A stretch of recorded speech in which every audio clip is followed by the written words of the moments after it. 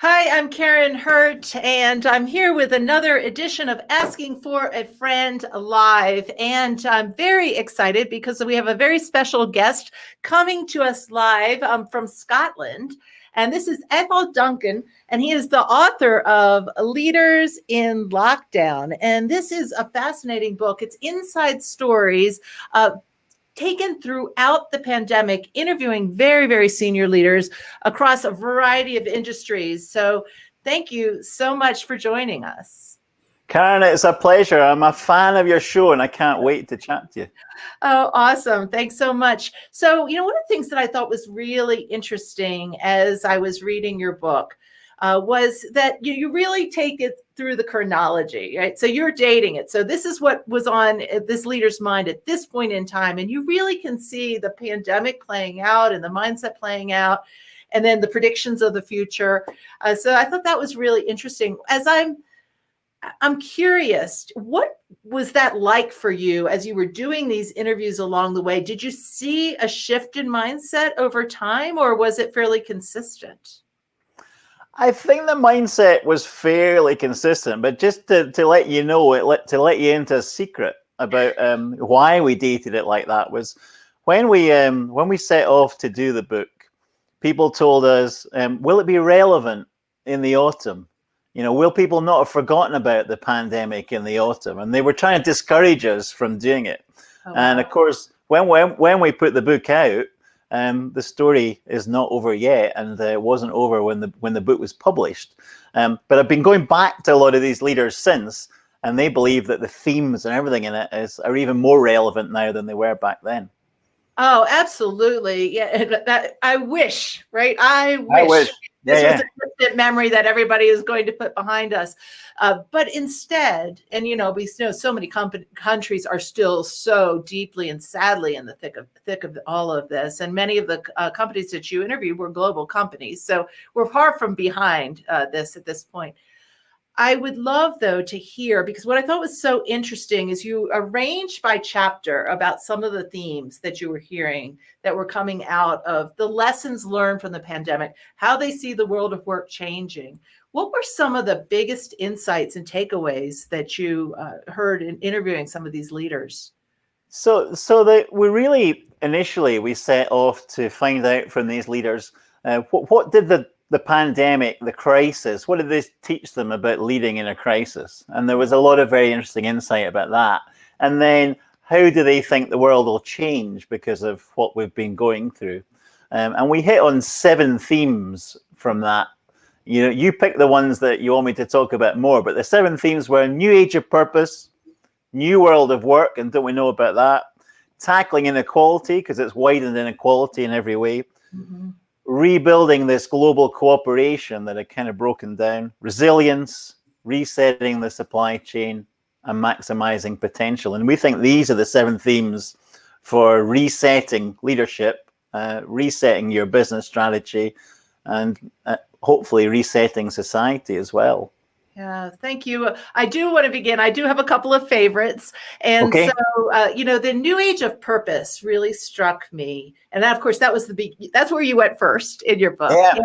And so I've been thinking about that a lot in working with our clients, because I think that age of purpose is that conversation is happening at multiple levels of organizations, right? You see companies saying, okay, we've been on this fast pivot. What is our purpose? How do we connect to deeper, meaningful purpose? But also you're seeing individuals, and I know where we are having an absolute employment crisis. There are just not, people are not going back to work in many cases. So, and some of the reasons Yeah. is I need more purpose and meaning in my work. So I take this from Absolutely. any angle that you'd like. Yeah.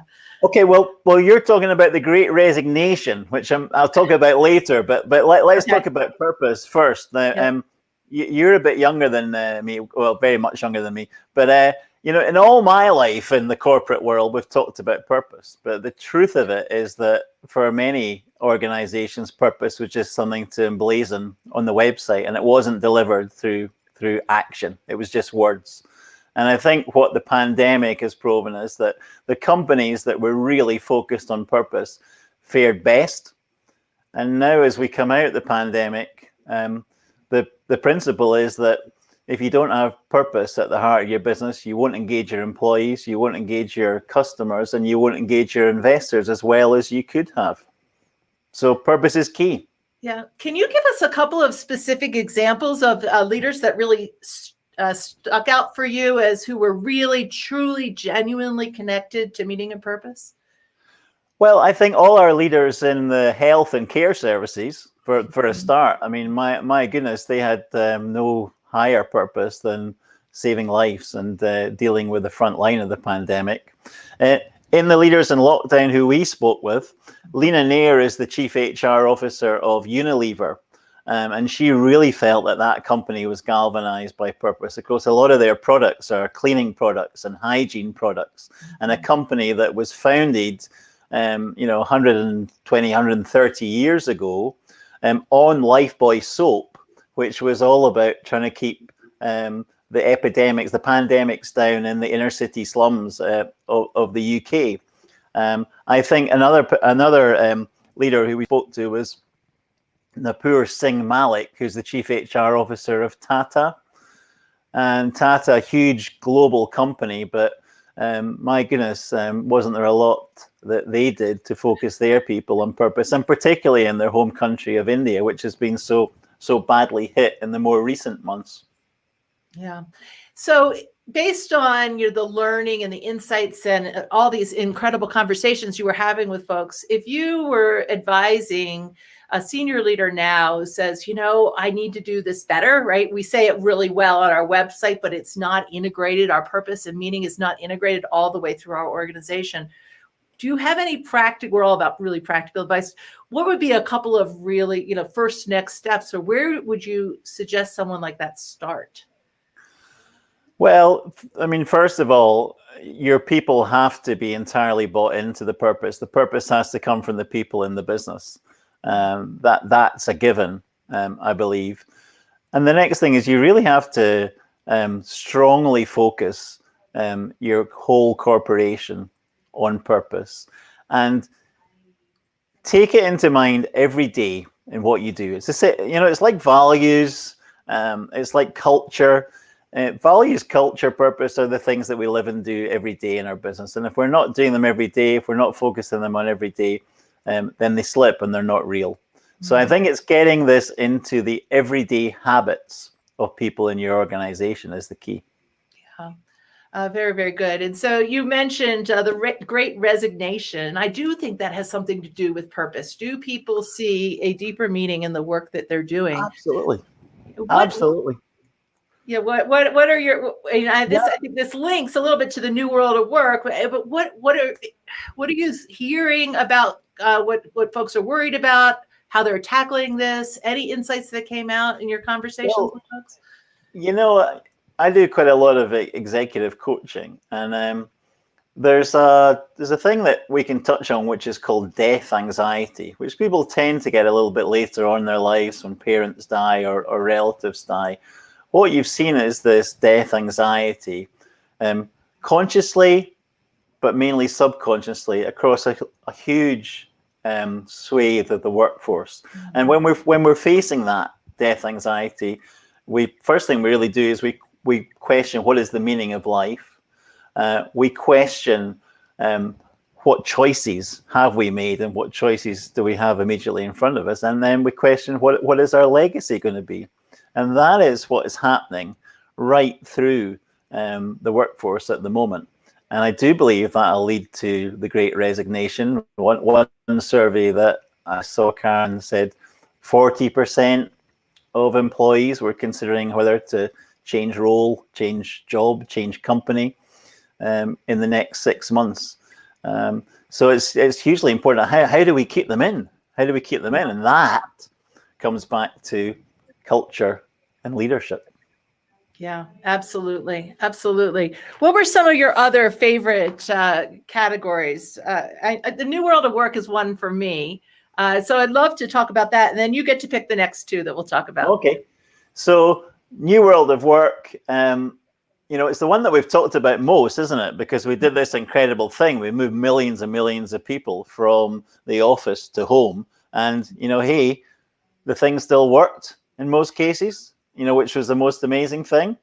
But I kind of think it's gone way beyond that now. And when we're talking about return to office, a lot of organizations are fixated, aren't they, on is it 3 days or is it 2 days or is it 2 days or is it 3 days? To me, that's not the issue. Yeah, we need to talk about place. Where are people going to work? How flexible can we be in terms of the times that we're going to work? But the most important thing is culture, isn't it?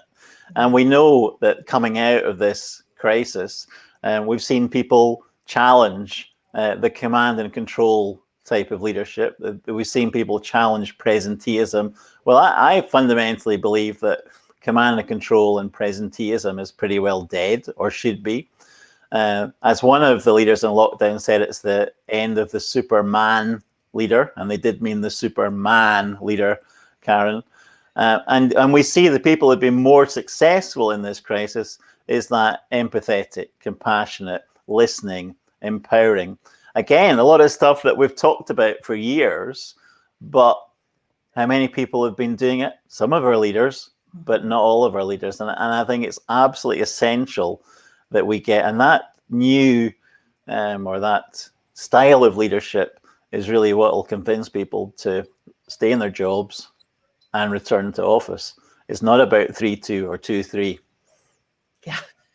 Yeah, there is absolutely no question in my mind. I mean, we work with so many different leaders across a variety of industries. And the interesting thing is the ones who are showing up really, really concerned about their people and being willing to be a little bit vulnerable, those are the ones whose businesses are thriving.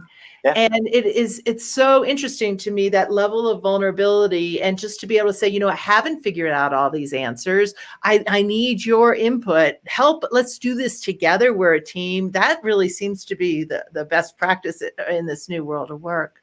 Yeah. And in the pandemic, we didn't know the answers. No one knew the answers at the peak of this pandemic. And if you said you knew the answers, well, you weren't a good leader. Right.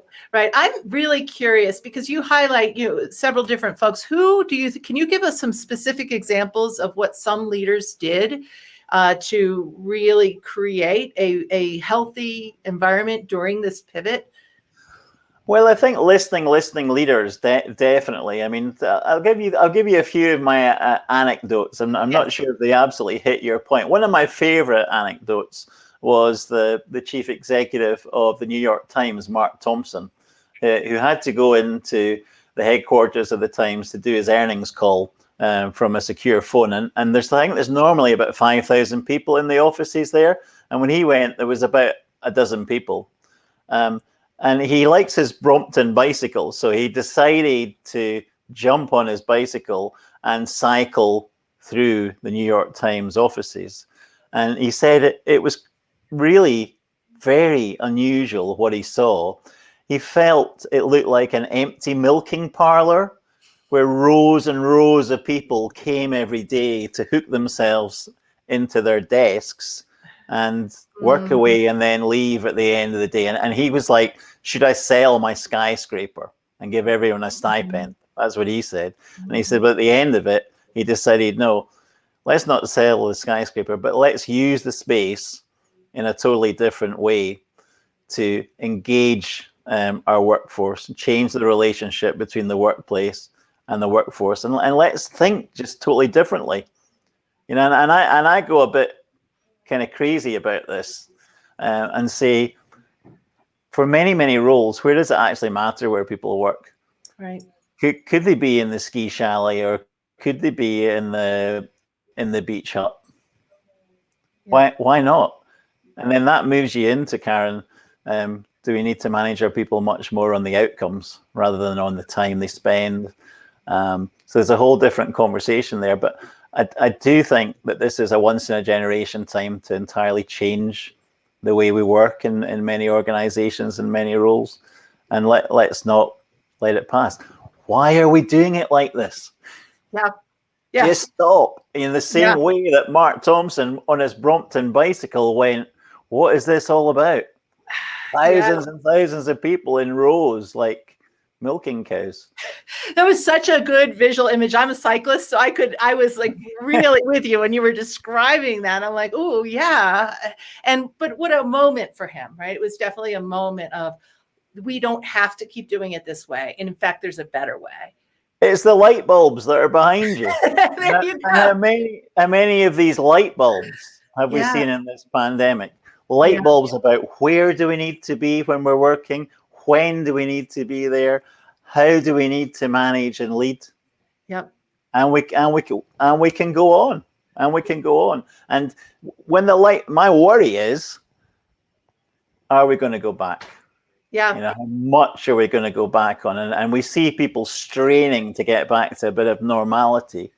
Yeah. And that comes down to leadership, doesn't it? Yeah. Yeah. So thank you. I'm just going to stop here and ask if you are listening and you have a question for Atholl, please share it, because I'd love to expand the conversation.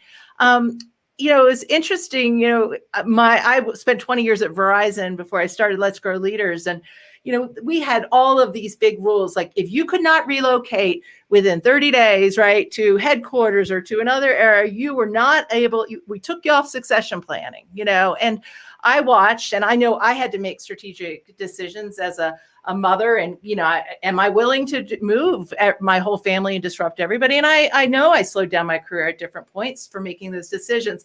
And I'm watching now and I'm like, they didn't always put the best talent in the job. They put the person who was able to be the most flexible in the job, and I think that those days, I'm hoping, are gone. And that now with more flexibility of where people can work, you really will see more of a, let's get the right person for this role, even if they are not necessarily in the location that is the ideal. And of course, not every job is going to be like that, but certainly many of the jobs could be. Yeah, so, I was working with someone the other day who, before the crisis, had been looking to recruit people in a particular city to a particular role, and the recruitment hadn't taken place. And now we're having the conversation here during the end, hopefully the end of the pandemic. And why can't that person be based somewhere else in the world? Yeah. So it's completely changed the way he's thinking about how he can build a senior team. Yeah. Okay. What would we like instead? Kathy is saying. What would we like instead of? Yeah. So Kathy, can you answer a little bit more? I'd love to answer your question here. Instead of what we've got. So if it's instead of what we got, what we had before, we're looking for true employee engagement. Yep. We're looking for flexibility. We're looking for an end to presenteeism.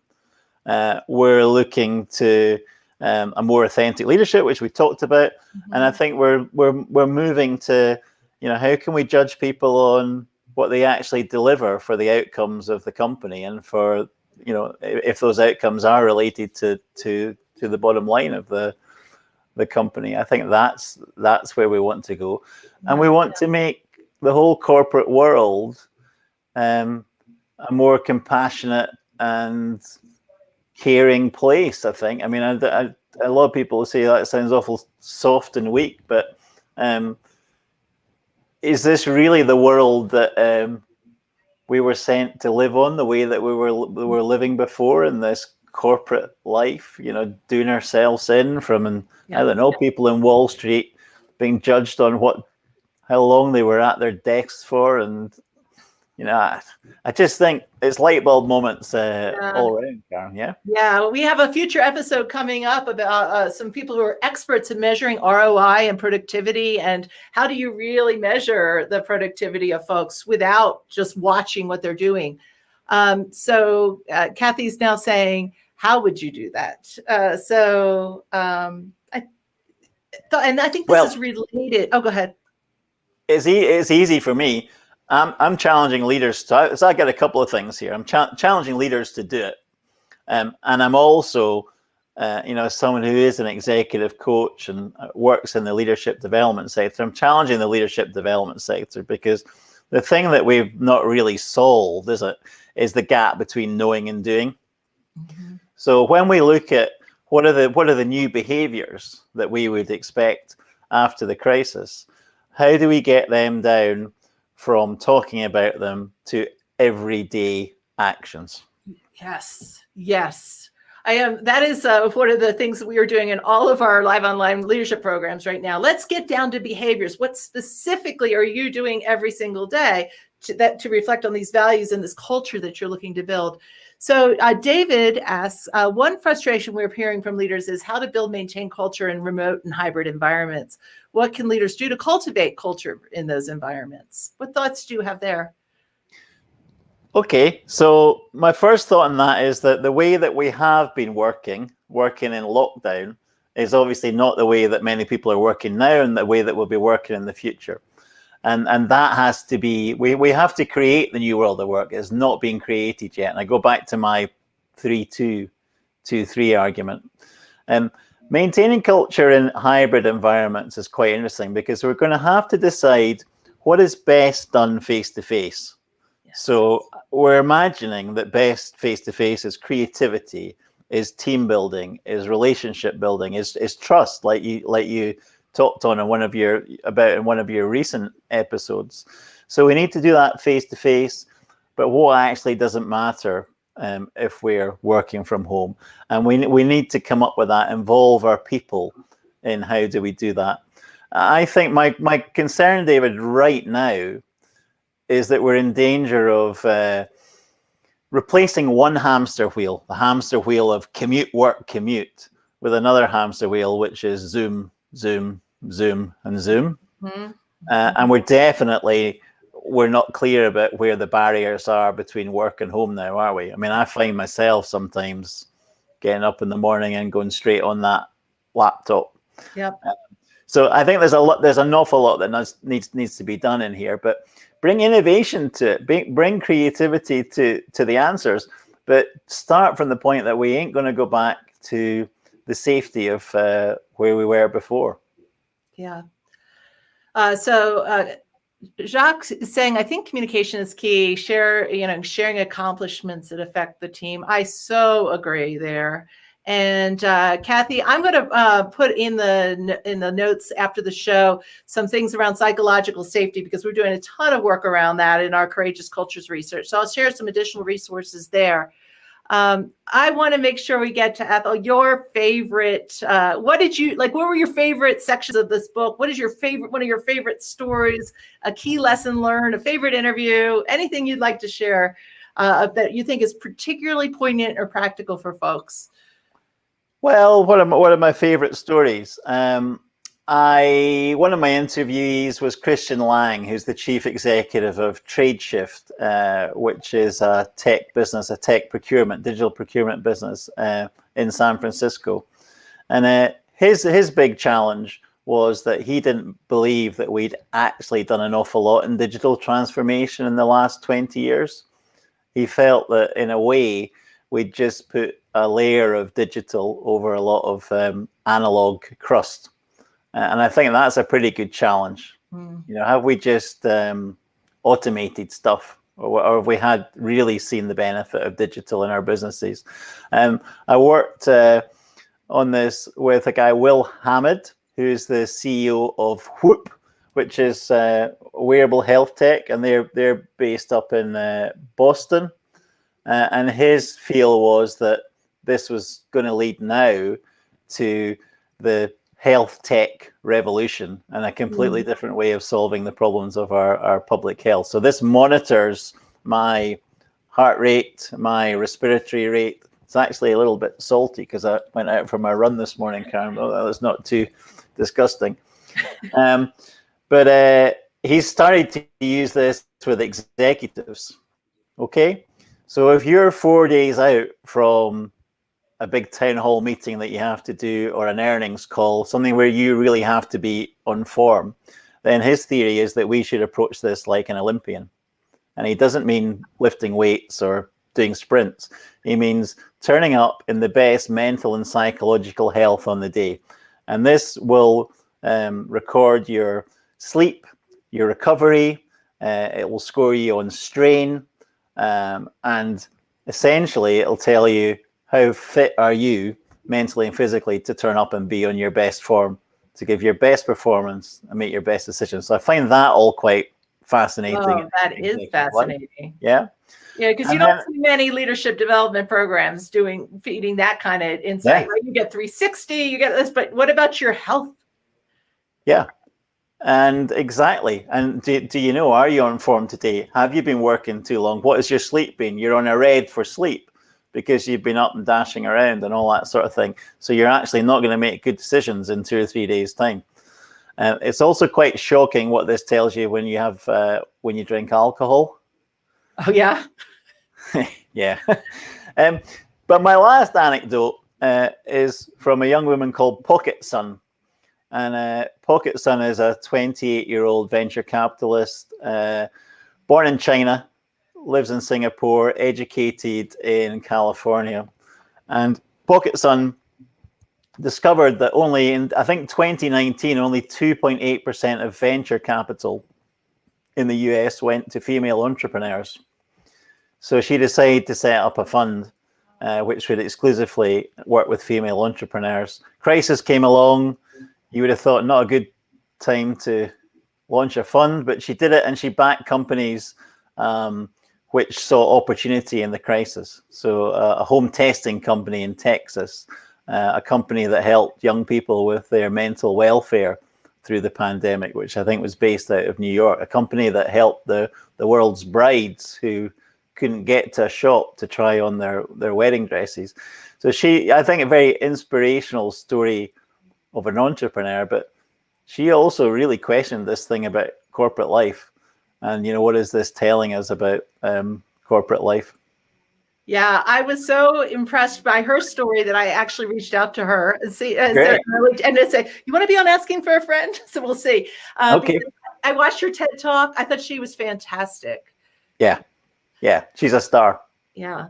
Okay, we have a few more minutes left. What else? What are some final pieces of advice you would have based on all of the interviews? When you think about, if I'm maybe I'm not running a company, but maybe I've got a team, and what are some of the key lessons I should be taking away? As a mid-level manager or even a frontline leader from how to approach this new world of work. So Karin, we've taken the book and we've developed it into a workshop, and that's to help people lead out of lockdown. And it really has hit a moment. And we've done many, many, many of these workshops. So I've now been able to collect information from hundreds of executives about what they want to hold on to from the crisis and what they want to give up. And hold on to, and I'm looking at my flip chart here. Okay, good, yeah. Agility and pace. The agility and pace we saw at the peak of the crisis, but in a way that doesn't ruin the mental health of our people, that doesn't burn us out. Second one was focus. We weren't busy fools, and people didn't do unproductive work. So they're now trying to seek out what is the unproductive work in our business that we should not be doing. Third one was working together, because the silos came down. Fourth one was the compassion and care. People were more caring, were more compassionate to all their colleagues. And the last one there was trust. People trusted more at the peak of this crisis. So these are the things that they want to hold on to. So now our task is to work with these leaders and see, how do we get that down into the daily behaviors? Nice. How does it translate to what we do every day? And you said is there another easel sheet that says what they want to let go of? Yeah, so they weren't quite as good as what did they want to let go, which is funny. If you've done that in businesses and you say, we're going to do this stuff, what are we going to stop? But definitely there was stuff around about presenteeism. There was stuff around about command and control. There was stuff around about the commute. There was stuff around about the 9 to 5 work schedule. And they wanted to get rid of bureaucracy. Now quite how you define bureaucracy. So that was the stuff that they wanted to get rid of. So if you take that and that, suddenly you've got a bit of a template for creating the new world of work. Perfect. I love it. Thank you so very much. Again, Atholl's book is Leaders in Lockdown, Inside Stories of COVID-19 in the New World of Business. So I really enjoyed it. Thank you so much for being a guest today on Asking for a Friend. It's a pleasure. Thank you. Okay, so I am excited, and we're going to share with you. We have a really nice lineup coming here. So my next live guest will be Dov Baron, and he's talking specifically about fierce loyalty, which I know is a topic specifically on so many of our minds right now with all of the retention challenges. How do you really create a very sticky organization? I had an opportunity to be on Dov's show, so his podcast. So he's a fantastic person to talk with, and you can see the other guests that we have coming up here next week. It will be me, and we'll be talking about how do you maintain productivity as you return to the office. So I look forward to having you join us then. Thank you.